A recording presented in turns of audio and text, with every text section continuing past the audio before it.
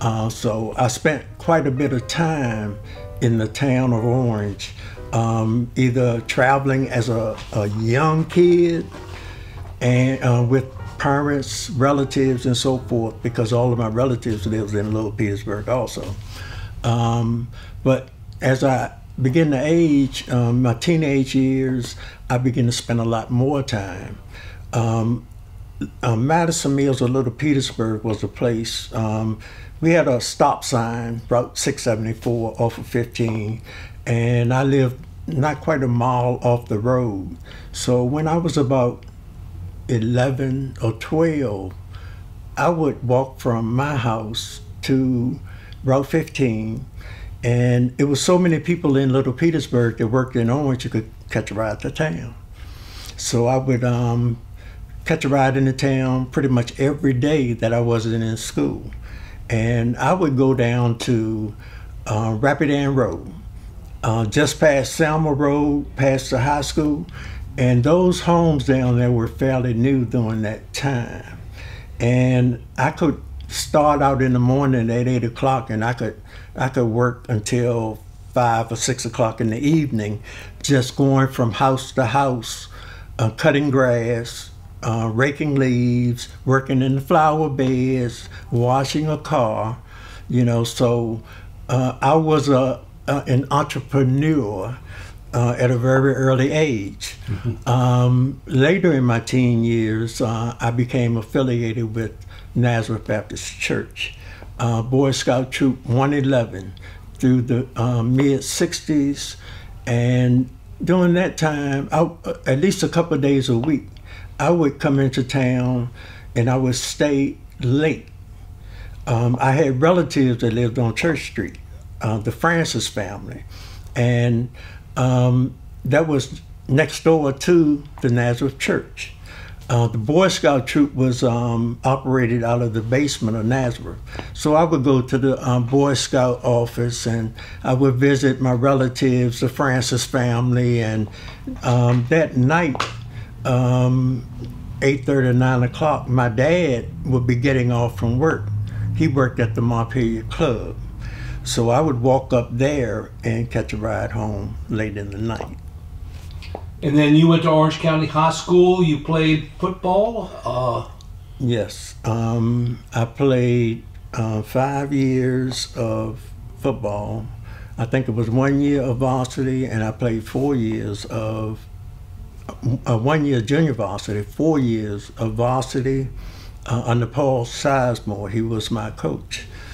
I also played, ran track. I don't know if you're aware, but Orange was state champions back in 1969.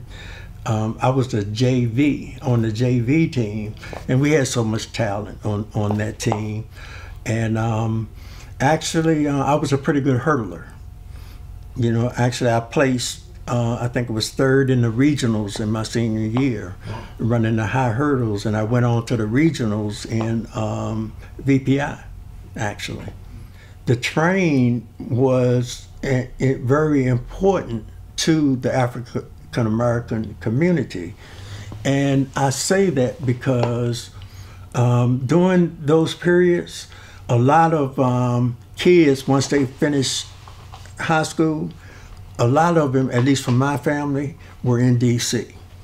And it was so easy getting transportation by going to the train station.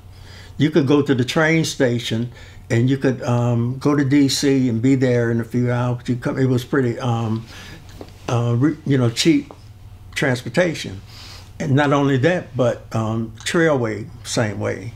You know, you could jump on the trailway and go to DC. So a lot of people from this neighborhood or this region relied on the train and the bus, public transportation, to travel. My grandfather worked in Washington, D.C., one of my grandfathers, and he caught the train to Washington every Sunday evening, and he returned on Friday evening, and we would bring him to the train station and pick him up. On Railroad Avenue, there was an alley leading toward Chapman Street. What was its significance? Well, I know it was a separation point. You know, anything to the left of that alley was black owned, and then that's where the white owned would be on the right side of that alley. Okay, so tell me, what were the businesses that were facing the railroad tracks in reference to that alley, so that people can get an idea of what was occupying, who was occupying which building? Well, I do remember the coming from Main Street. There was I remember the Sherman building. They had a pool room. I remember Murray's Lunch, the cafe. Later on, the Maddox family owned it. I remember a pool room, and it was first owned by a man by the name of Group Walker. Later on, James Washington. Okay, and both of those gentlemen owned taxi services. You know, they operated the pool room, ran the taxi service out of the pool room. Mr. Walker, he actually had a restaurant, pool room, and a taxi service. And he had employees. He had 3 employees driving the taxis, and his grandson helped him at the pool room. So now we've crossed that demarcation line and we're into the African American side of Railroad Avenue. Where was Sunny South? Sunny South was maybe midway or close to the alley, close to that alley. I remember Sunny South. My mother didn't shop at Sunny South, okay, because at the time they actually had 2 grocery stores downtown, A and P, right across the street, the Safeway. Right. But a lot of African Americans shopped at the Sunny South, and I would imagine a lot of the people that actually lived in that area shopped at Sunny South. So what is the significance of the plot of land where the commemorative park is located? That seemed to have been a gathering place. People would come to Orange for, you know, they could find pretty entertainment, food. You know, it was a place to go. What significance did the President Madison Hotel have on the African American population in Orange? That's where my dad worked for years and years. I knew it well. A lot of the people in the town of Orange worked there. It was a busy place. You could drive by there, and you could almost always see cars and, you know, unloading passengers, and it was like the older days. You know, they had a bellhop, Mr. Scott.